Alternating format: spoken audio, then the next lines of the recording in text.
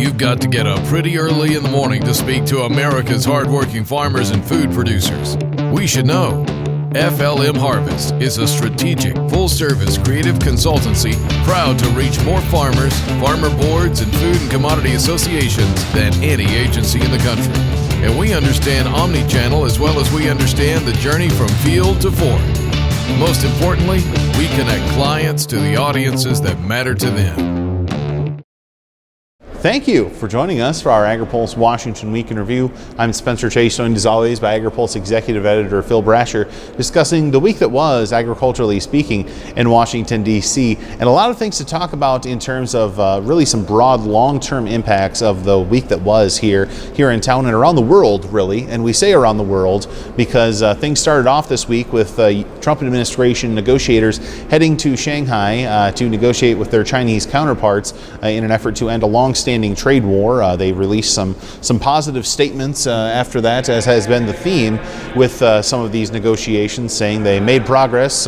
They use the words agricultural products are frequently used. But after that, Trump administration negotiators come back and looking to talk to some Japanese negotiators about a potential trade deal there as well. And Phil, you had the chance to catch up with Senate Finance Committee Chair Chuck Grassley. He was extremely bullish on a timeline for a Japanese agreement. He was. I asked him about, since U.S. Trade Representative Bob Lighthizer, as you mentioned, was over in China at the beginning of the week, back here for discussions with the Japanese. I asked Senator Grassley about that, and he said he expects a deal on agriculture within a month.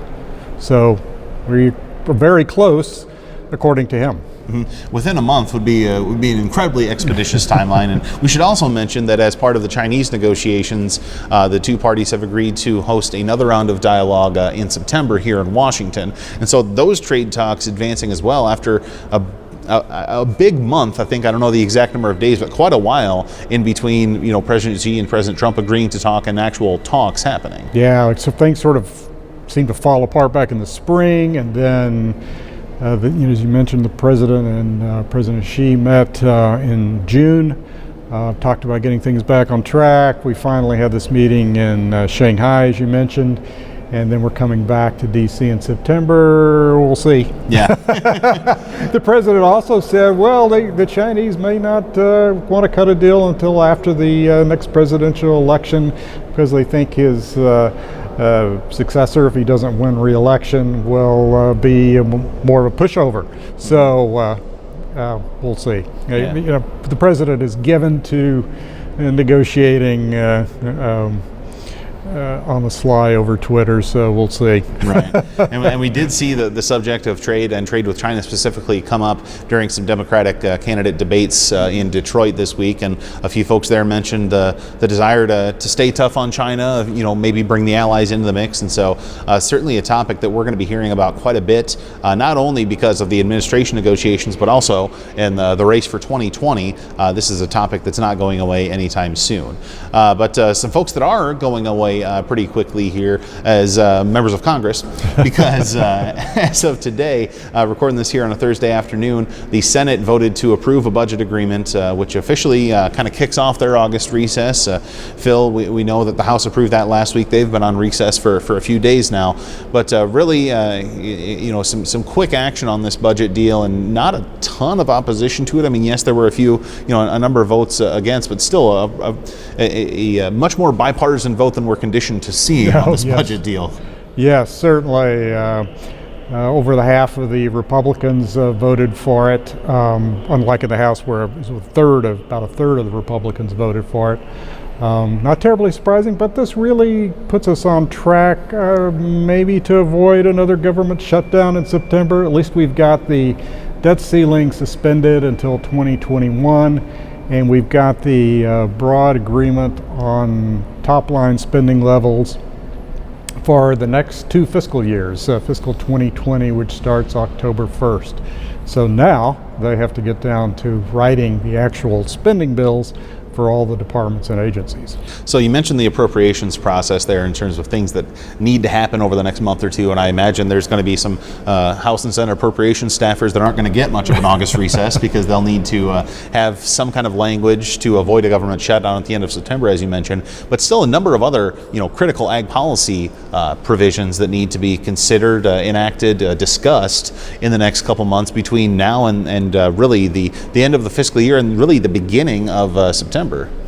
Yeah, well, you mentioned the appropriations bills. They're going to start in the Senate. They have not even started yet. They're going to start at the subcommittee level, and as they usually do, within a few weeks of the new fiscal year, they're going to start moving the bills. They're going to have a continuing resolution to keep the government operating beyond October 1st, probably for the rest of the year, presumably. Although they haven't said that. But that's the big item on the to-do list for this fall, is to fund the government. Mm-hmm. Outside of Capitol Hill, outside of Congress, still a number of things to watch from the Department of Agriculture as well, as we look at things like disaster, as we look at things like Farm Bill programs, sign up quite a bit to keep folks busy over at USDA as well. Yeah, we are expecting the rules for the new disaster program was passed by Congress back in June. We're told those will be out in August and sign up will promptly begin. A lot of producers, many of them still waiting. Some of our folks down in the southeast have been waiting since October for assistance. Again, that will should be able to start signing up for that for the end of August, early September. Sign up for the Farm Bill programs, the main Farm Bill programs, agriculture risk coverage and price loss coverage. That will start, supposed to start at the beginning of September. Don't have the exact date or exact announcement on that. One other thing to watch for, big thing to watch for here on Capitol Hill in September, of course, is the U.S., Mexico, Canada trade agreement. No timetable on that.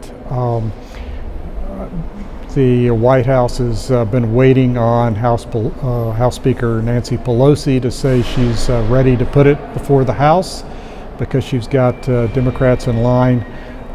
In those discussions between Trade Ambassador Bob Lighthizer and a small working group of House Democrats will continue through the August recess, and they'll come back together presumably in September. Mm-hmm, because once they get that bill submitted, they have the 90 session days to consider it. So a lot of folks are really hoping that clock starts in September so as to not drag things into the election year. Aside from trade and USDA programs, also something to watch in the next month is over at the Environmental Protection Agency this week. We heard EPA Administrator Andrew Wheeler say that they expect to make decisions on some pending small refinery exemptions for the 2018 RFS compliance year at some point in the next month or so. That's another decision that could come out over here in the month of August. And we offer you this forward-looking timeline because, quite frankly, it's going to be a while since until you see us again.